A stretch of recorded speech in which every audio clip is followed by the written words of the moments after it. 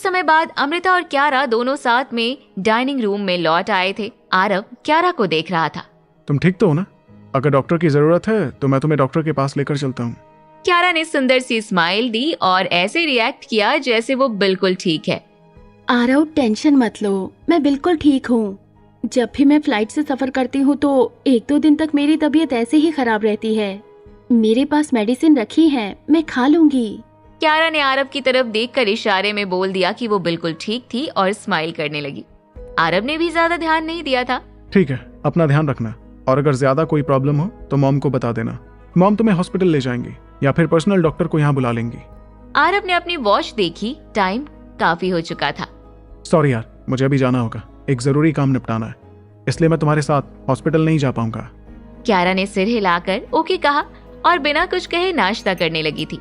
कहीं न कहीं क्यारा को बुरा लग रहा था। वो नहीं चाहती थी कि आरव उसे छोड़कर जाए। उसके मन में था कि वो भी आरव के साथ ही जाए, लेकिन आरव ने उसे वहीं रुकने को बोलकर एक कैब बुक की और एयरपोर्ट की तरफ निकल गया। कुछ ही घंटों बाद आरव मुंबई पहुंच चुका था।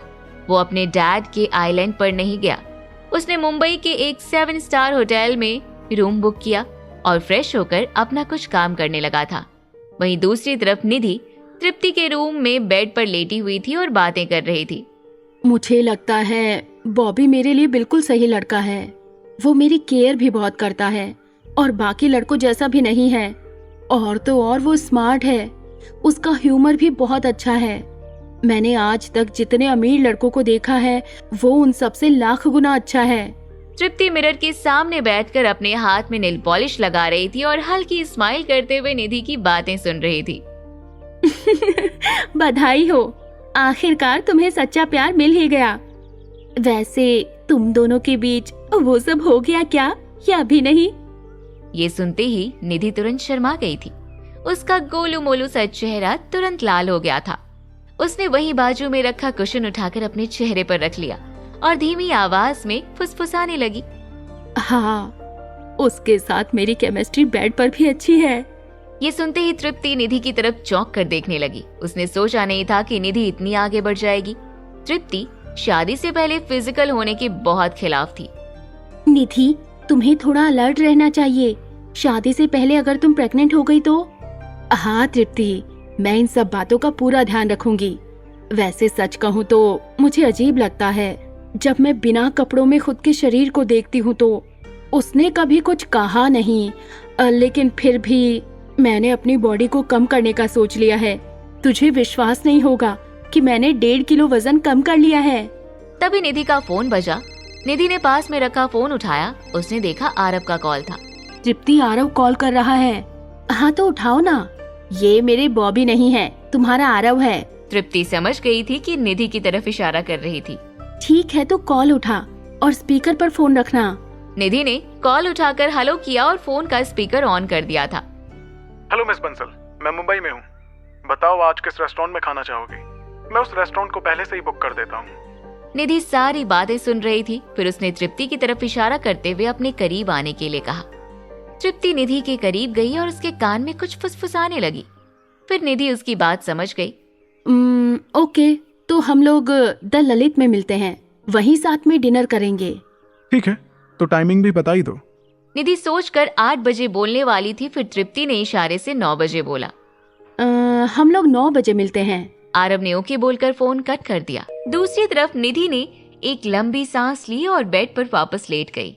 उफ यार, मेरा तो दिमाग चलना ही बंद हो गया है। मुझे ऐसा लग रहा है जैसे मैं एक साथ 2 रिलेशन हैंडल कर रही हूँ। यार ये सब बॉबी को ना पता चले बस। तृप्ति प्लीज यार, इसे जल्दी खत्म कर दे बस। निधि का घबराया हुआ चेहरा देखकर तृप्ति मुस्कुरा रही थी। टेंशन मत ले बेबी, मैंने कुछ सोचा है। जब तुम लोग डिनर कर रहे होंगे तब मैं वहाँ से गुजरूंगी। मैं ऐसे रिएक्ट करूंगी जैसे मैंने तुम लोगों को देखा तक नहीं। आरव मुझे पहचान लेगा और तुम ऐसे शो करना जैसे पहली बार मिल रही हो। लगभग 8 बज चुके थे। निधि तैयार होकर अपनी कार लेकर निकली और सीधे द ललित होटल के लिए निकल गई। होटल पहुंचकर निधि सीधे आरव के पास गई। आरव अकेले बैठकर निधि का वेट कर रहा था। फिर कुछ ही देर में तृप्ति भी होटल पहुंचने ही वाली थी। निधि ऐसे बैठी थी जिससे उसे मेन एंट्रेंस दिखाई दे रहा था। फिर दोनों कुछ देर ऐसे ही नॉर्मल बात कर रहे थे। कैसी रही तुम्हारी मीटिंग? अच्छी थी। अभी पूरी तरह डील लॉक नहीं हुई है, मुझे फिर से वापस जाना होगा। एक बार मेरा बिजनेस सेट हो जाएगा तो तुम मेरे साथ चलना वर्किंग प्लेस विजिट करने। ये दोनों बात कर ही रहे थे कि तभी तृप्ति होटल के मेन एंट्रेंस से एंटर हुई। उसने इधर उधर देखा, फिर सामने बैठी निधि की तरफ उसकी नजर गई। निधि ने भी तृप्ति को देखा। दोनों ने आंखों से इशारा किया, पर तृप्ति कॉन्फिडेंस के साथ उनकी तरफ जाने लगी। उनके पास जाते ही तृप्ति ने जानबूझकर आरव के पास वाली टेबल पर बैठने का नाटक किया। वेटर, ऑर्डर लीजिए। आवाज सुनकर आरव ने नॉर्मली बाजू में बैठे इंसान की तरफ देखा ही था कि वो पहचान गया, वहाँ कोई और नहीं बल्कि रश्मि बैठी हुई थी। रश्मि, तुम यहाँ? आरव की आवाज सुनकर तृप्ति ने ऐसे शो किया जैसे उसने अभी आरव को देखा हो। What a coincidence mister Ambani, आप यहाँ कैसे? निधि ने ऐसे शो किया जैसे वो तृप्ति को पहली बार देख रही हो। आरव, ये कौन है? ये रश्मि है, पहले ये मेरी सेक्रेटरी रह चुकी है। मुझे उम्मीद नहीं थी कि आज इतने टाइम बाद यहाँ इनसे मुलाकात होगी। निधि ने स्माइल करते हुए तृप्ति की तरफ देखा। अब आप लोग एक दूसरे को जानते हैं तो क्यों ना हम एक साथ बैठकर डिनर करें, बातें भी हो जाएंगी और साथ में डिनर भी। क्या ये ठीक रहेगा? आप लोग अपना सेल्फ टाइम एंजॉय कर रहे हैं और मैं आपके बीच में कबाब में हड्डी ना बन जाऊं। तृप्ति की बात सुनकर निधि हंसने लगी। अरे नहीं नहीं, ऐसी कोई बात नहीं है, आप ज्वाइन कर सकते हो। आरव निधि की तरफ देख रहा था। आमतौर पर जब लड़का और लड़की डेट पर हो और कोई दूसरी लड़की जो लड़के को जानती हो वो मिलने आ जाए तो डेट पर आई लड़की को जलन जरूर होती है। निधि खुद ही उसे डिनर के लिए इनवाइट कर रही थी। आरव ये सब देखकर शॉक्ड था। हाँ जरूर, क्यों नहीं। रश्मि, तुम भी हमें ज्वाइन करो, हमें अच्छा लगेगा। तृप्ति स्माइल करते हुए आरव और निधि के साथ बैठ गई थी। उसने हाथ आगे बढ़ाया और निधि से हाथ मिलाया। हाय, मेरा नाम रश्मि है, आपका नाम? मेरा नाम तृप्ति है। आपकी आवाज बहुत प्यारी है। ये सुनकर आरव को अचानक कुछ अजीब महसूस हुआ। उसे ये बात इतनी आसानी से हजम नहीं हो रही थी। दो अनजान लड़कियां इतने अच्छे से कैसे बात कर सकती थी, लेकिन फिर भी आरव ने ज्यादा कुछ रिएक्ट नहीं किया। रश्मि, आप यहाँ क्या कर रही हैं? जब मिस्टर अंबानी ने अचानक कंपनी छोड़ दी तो मैंने भी रिजाइन दे दिया था। फिर मैं मुंबई लौट आई थी और यहाँ एक न्यू जॉब फाइंड करने लगी, लेकिन मुझे उम्मीद नहीं थी कि यहाँ का सैलरी पैकेज और पोस्ट पहले से कम होगा। मैंने आज ही एक इंटरव्यू दिया और कल दूसरी कंपनीज में इंटरव्यू देने जाना है। निधि बहुत ध्यान से सारी बातें सुन रही थी। उसने आरव के हाथ पर अपना हाथ रखा। आरव, तुमने भी तो अभी कोई न्यू बिजनेस स्टार्ट किया है, क्या तुम्हें असिस्टेंट या सेक्रेटरी की जरूरत नहीं होगी? रश्मि तो पहले भी तुम्हारी सेक्रेटरी रह चुकी है, इसे एक्सपीरियंस भी है तुम्हारे साथ काम करने का। और देखो, डेस्टिनी ने तुम दोनों को यहाँ मिलवा भी दिया। क्यों ना तुम रश्मि को अपने साथ रख लो। लड़कियों की कुछ बातें कभी कभी समझना नामुमकिन हो जाता है। अभी तक निधि ने आरव के बिजनेस में कोई इंटरेस्ट नहीं दिखाया था, लेकिन आज वो इंटरेस्ट भी दिखा रही थी और किसी दूसरी लड़की की जॉब के लिए रिक्वेस्ट भी कर रही थी। आरव समझ नहीं पाया कि वो डेट पर आया था या जॉब इंटरव्यू लेने।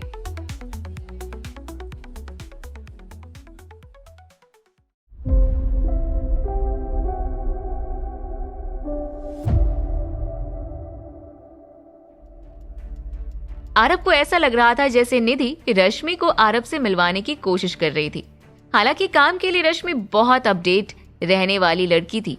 आरव ने क्यारा को टूरिस्ट कंपनी की सारी रिस्पॉन्सिबिलिटी दे रखी थी, लेकिन उसे अपनी दूसरी कंपनी को संभालने के लिए और भी लोगों की जरूरत थी जो काम के लिए ऑनेस्ट हो। रश्मि के साथ काम करना थोड़ा टफ तो है, लेकिन वो पूरा काम अकेले ही संभाल लेती है। रश्मि के आ जाने से मैं दूसरी जगहों पर भी अपना ध्यान लगा सकता हूँ। आरव स्माइल करते हुए रश्मि की तरफ देख रहा था। रश्मि, अगर तुम मेरे साथ फिर से काम करना चाहती हो तो मेरे पास तुम्हारे लिए एक पोस्ट खाली है और तुम पोस्ट या सैलरी की टेंशन मत लेना। तृप्ति ऐसे शो कर रही थी जैसे ये सब सुनकर खुशी से झूम उठी हो। आरव ने उसकी सारी प्रॉब्लम ही सॉल्व कर दी हो। सचमुच मिस्टर अंबानी, मुझे नहीं पता कि वो पोस्ट कौन सी है। क्या मैं उसके लायक हूँ? मुझे तो अभी तक यकीन नहीं हो रहा कि आपने मुझे जॉब ऑफर की है। आरव ने सामने बैठी निधि की तरफ देखा और हल्का खांसते हुए मुस्कुराने लगा। उसे लगा शायद निधि बुरा न मान जाए। ओके, बहुत देर से काम की बातें हो रही हैं, क्यों ना पहले डिनर कर ले। काम तो हम कॉल पर भी डिस्कस कर सकते हैं, मैं सब कुछ डिटेल से समझा दूंगा। तृप्ति ने अपने इमोशन को कंट्रोल किया और सारे लोग आराम से बैठकर फूड एंजॉय करने लगे थे। सॉरी, मैं इतनी ज्यादा खुश हूँ कि मैं आप लोगों को बता नहीं सकती। मिस तृप्ति, आप ना होती तो शायद मुझे ये जॉब नहीं मिल पाती। Thank you so much. Nidhi का आधा ध्यान खाने पर था। उसने स्माइल करते हुए तृप्ति की तरफ देखा और अचानक उसके मुंह से तृप्ति निकलने ही वाला था। फिर उसने हल्का खांस दिया, जिससे आरव को समझ में नहीं आया कि वो क्या कहना चाहती थी। कोई बात नहीं रश्मि, मेरे हाथ में जो था वो मैंने कर दिया। एक पल के लिए तृप्ति को भी लगा कि निधि कुछ गड़बड़ करने वाली थी, लेकिन एट द लास्ट दोनों ने मिलकर आरव के सामने अपनी पहचान छुपा ही ली थी। खाने के बाद निधि अपनी कार से वापस चली गई थी और आरव और तृप्ति दोनों वॉक करते हुए एक दूसरे से बातें कर रहे थे। रश्मि, अभी भी हमारे पास टाइम है। अगर तुम चाहो तो मेरे साथ मेरे होटल चलो। वहाँ मेरे रूम में बैठकर आराम से बातें कर सकते हैं। आपके रूम में? तृप्ति आरव की आंखों में ध्यान से देख रही थी। उसे लगा शायद आरव उसके साथ कुछ गलत करेगा। जब तक तृप्ति अपने मन में कुछ ख्याल बनाती, आरव उसकी मन में चल रही बात को समझ चुका था।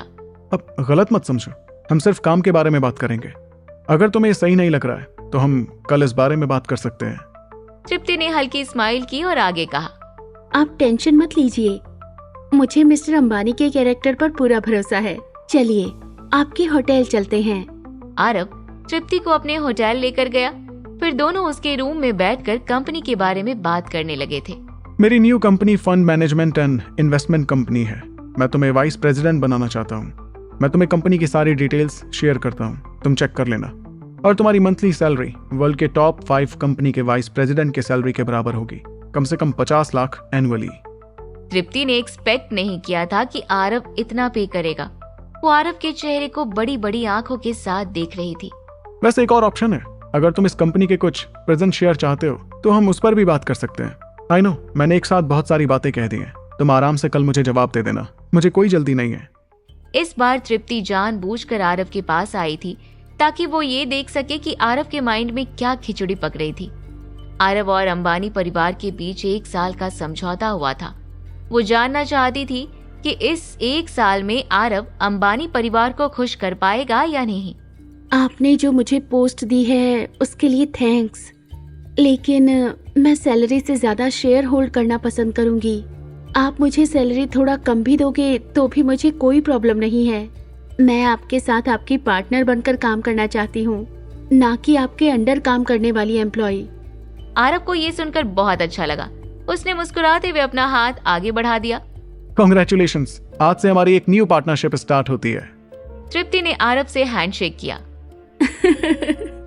तो अब आप मिस्टर अंबानी नहीं, प्रेसिडेंट अंबानी बन चुके हैं और मैं भी आपको प्रेसिडेंट अंबानी ही बोला करूंगी। वैसे बुरा न माने तो आपसे एक बात पूछूं? हाँ, क्यों नहीं। वैसे भी अब हम दोनों पार्टनर हैं, तो हमारे बीच कोई भी फेक वॉल नहीं होनी चाहिए। आपके और तृप्ति के बीच क्या रिश्ता है? आप दोनों एक दूसरे के काफी क्लोज दिख रहे थे। तृप्ति की बात सुनकर आरव थोड़ा सा अनकंफर्टेबल हो गया और अपना मोबाइल ओपन करके उसमें मैसेज चेक करने लगा था। हम दोनों सिर्फ अच्छे दोस्त हैं।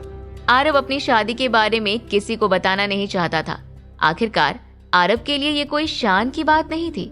आरव के लिए ये बहुत नॉर्मल बात थी, लेकिन तृप्ति ने जैसे ही ये सुना वो थोड़ी नाराज हो गई थी। उसने देखा आरव इस टॉपिक पर बात करने में बिल्कुल भी इंटरेस्टेड नहीं था। आखिरकार रश्मि ही असली तृप्ति बंसल थी, जिसके बारे में आरव नहीं जानता था। तृप्ति को अंदर ही अंदर लग रहा था कहीं आरव उससे कुछ छिपा तो नहीं रहा। ओ प्रेसिडेंट अंबानी, आप अकेले आए हैं? आपकी वाइफ दिखाई नहीं दे रही है। मैंने तो सुना था कि आपकी वाइफ प्रेग्नेंट है। तृप्ति ने जानबूझकर अदिति का जिक्र किया था ताकि वो जान सके कि आरव अदिति के बारे में क्या सोच रखता था, लेकिन आरव ने इस बात पर ज्यादा कुछ रिएक्ट नहीं किया। अदिति अभी वहीं है। इस कंडीशन में उसको अपने साथ ट्रैवल करवाना सही नहीं था। इतना बोलकर आरव नजरें चुराकर वॉच को देखने लगा। देखो, बात करते करते पता ही नहीं चला कितनी रात हो गई। मिस रश्मि, तुम भी जाकर आराम करो, हम लोग कल मिलते हैं। आरव की बात सुनकर तृप्ति खड़ी हुई। वो समझ गई थी कि आरव उसे साफ साफ जाने के लिए बोल रहा था। ठीक है, मैं कल आपसे मिलती हूँ। इतना बोलकर तृप्ति वहां से चली गई। अगले दिन की सुबह आरव और रश्मि एक साथ बैठकर ब्रेकफास्ट कर रहे थे और आरव अपनी कंपनी का सारा काम उसे समझा रहा था। आरव ने रीना को पहले ही समझा दिया था कि वो एक फॉरेन कंपनी के नाम से एक कंपनी स्टैब्लिश करे, जिसे अंबानी परिवार को कभी पता ही ना चले कि वो कंपनी आरव की थी। उस कंपनी का रजिस्ट्रेशन मनाली में कराया था।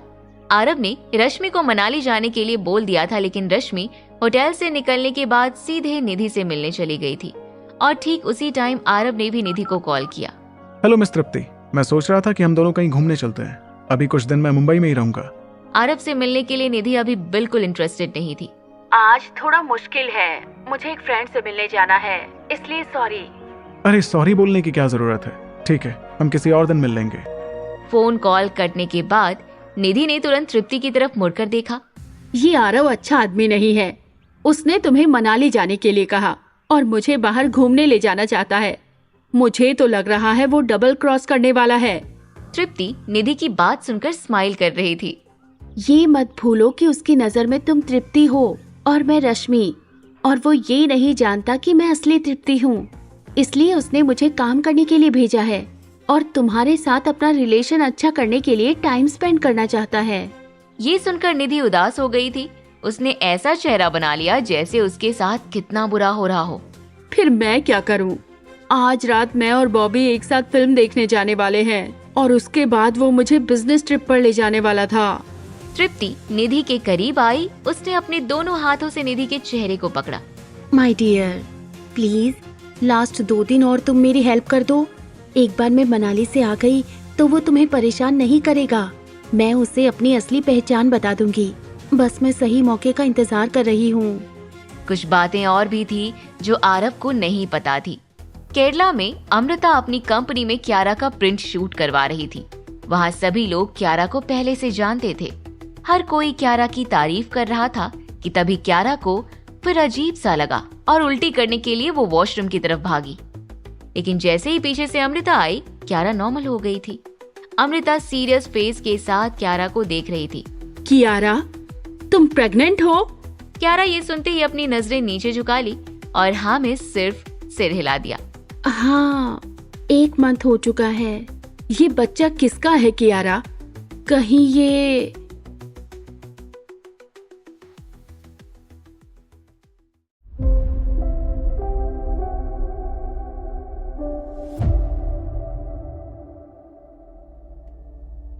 क्यारा, अब मुझे बताओ, जो मैं सोच रही हूँ वो सही है क्या?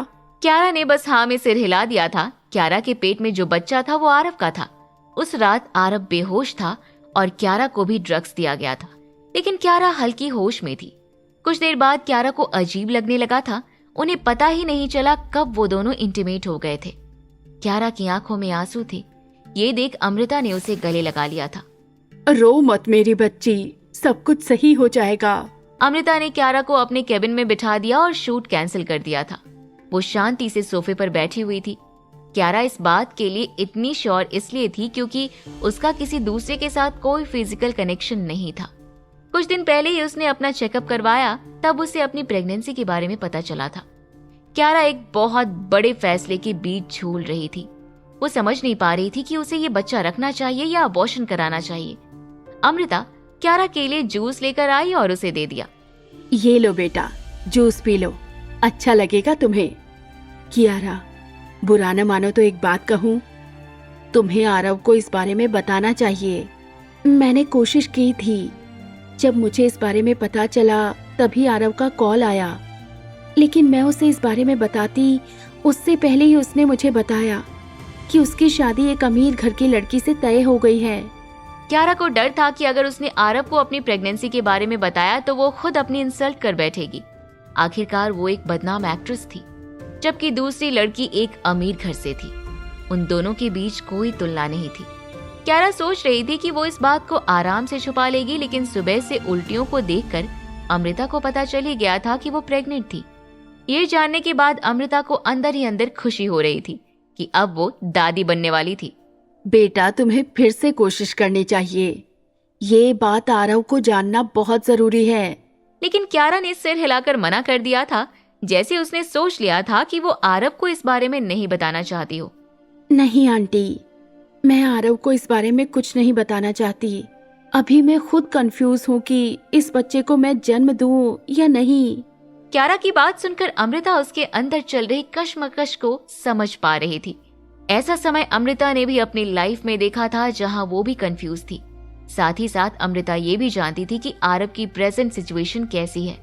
आखिरकार आरव अंबानी परिवार की न्यू जनरेशन का एक अकेला वारिस था और अंबानी परिवार के रूल के हिसाब से क्यारा एक साधारण लड़की थी और आरव उससे शादी भी नहीं कर सकता था।